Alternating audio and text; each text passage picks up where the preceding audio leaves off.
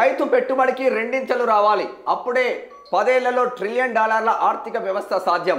9 రోజుల్లో అన్నదాతల ఖాతాల్లో 9,000 కోట్ల రైతు భరోసా నిధులు జమ. గత ప్రభుత్వానిది ఆర్థిక విధ్వంసం. ముఖ్యమంత్రి రేవంత్ రెడ్డి రైతు నేస్తం కార్యక్రమంలో బటన్ నొక్కి భరోసా నిధులను విడుదల చేసిన సీఎం. రాష్ట్రం మరో 10 ఏళ్లైనా కోలుకోని విధంగా గత వారస ప్రభుత్వం అధికారంలో ఉన్న 10 ఏళ్లలో విధ్వంసం చేసిందని ముఖ్యమంత్రి రేవంత్ రెడ్డి ఆరోపించారు. విద్యార్థులు, రైతులు ఆత్మహత్య చేసుకుంటే ప్రతిపక్షాలు సంతోషంలో నృత్యాలు చేస్తున్నాయని, వారి చావులపై అధికారంలోకి రావచ్చన్న దురాశతో పనిచేస్తున్నాయని ధ్వజమెత్తారు.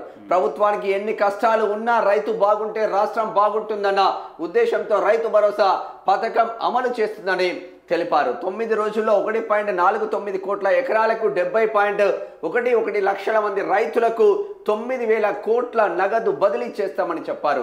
తెలంగాణను దేశంలో నెంబర్ 1 రాష్ట్రంగా తీర్చిదిద్దే బాధ్యత తీసుకుంటామని అన్నారు. రైతుల పెట్టుబడికి రెండింతల లాభం వచ్చినప్పుడే రానున్న 10 ఏళ్లలో రాష్ట్రం $1 ట్రిలియన్ ఆర్థిక వ్యవస్థ లక్ష్యాన్ని చేరుకోవడం సాధ్యమవుతుందని చెప్పారు.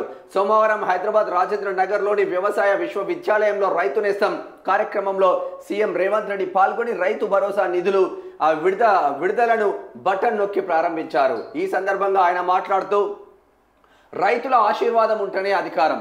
రుణమాఫీ, రైతు భరోసా, ఉచిత విద్యుత్తు, ధాన్యం కొనుగోలు, రైతు బీమా, సన్న ధాన్యానికి బోనస్.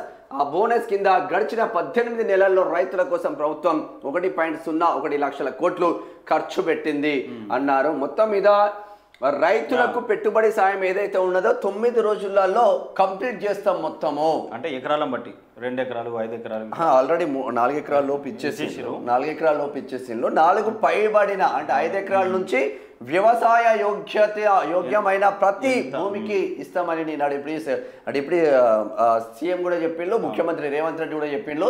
అంటే గుట్టలకు, చెట్లకు, పుట్టలకు, వెంచర్లకు, పెట్రోల్ బంకులకు బీఆర్ఎస్ హయాంలో అనేక రకాలుగా ఉంది. ఒక్కొక్క 600 ఎకరాలు, 700 ఎకరాలు అసైన్ల భూములు. ఇంకా ట్విస్ట్ ఏంటంటే శేఖర్, వాడికి భూమి ఉండదు ఏడా, ఆ సర్వే నెంబర్ పట్ట బుక్ ఉంటది. పట్ట బుక్ ఏం చేసిందంటే 10 ఎకరాలకు పట్ట బుక్ ఉంటది. ఆ పట్ట బుక్ మీద లోన్ తీసుకుంటాడు. రికవరీకి ఏం చేయాలి, మళ్ళా భూమి కోసం పోవాలి. భూమి కోసం బోర్డు రైతు బంధు పడుతుంది. అనేక లబ్ధి పొంది. అవునవును, అట్లా మస్తు జరిగినాయి బీఆర్ఎస్ టైంలో. ఇక రిజర్వేషన్లపై కోర్టు నిర్ణయం తర్వాతే స్థానిక సంస్థల ఎన్నికలపై ముందుకు. రైతు భరోసాపై విస్తృత ప్రచారం. బనకచెర్లపై కేంద్ర మంత్రిని కలుద్దాం. జూబ్లీ హిల్స్ ఉప ఎన్నిక పర్యవేక్షణకు కమిటీ. మంత్రులతో ముఖ్యమంత్రి సమావేశంలో కీలక నిర్ణయాలు తీసుకుంటున్నారంట.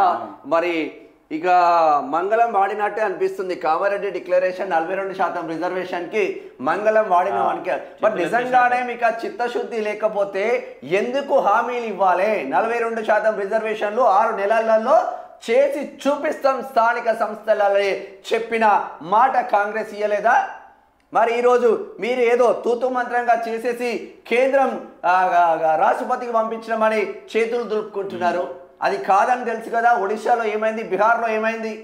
ఎందుకు ఈ చిత్తశుద్ధి లేని మాటలు?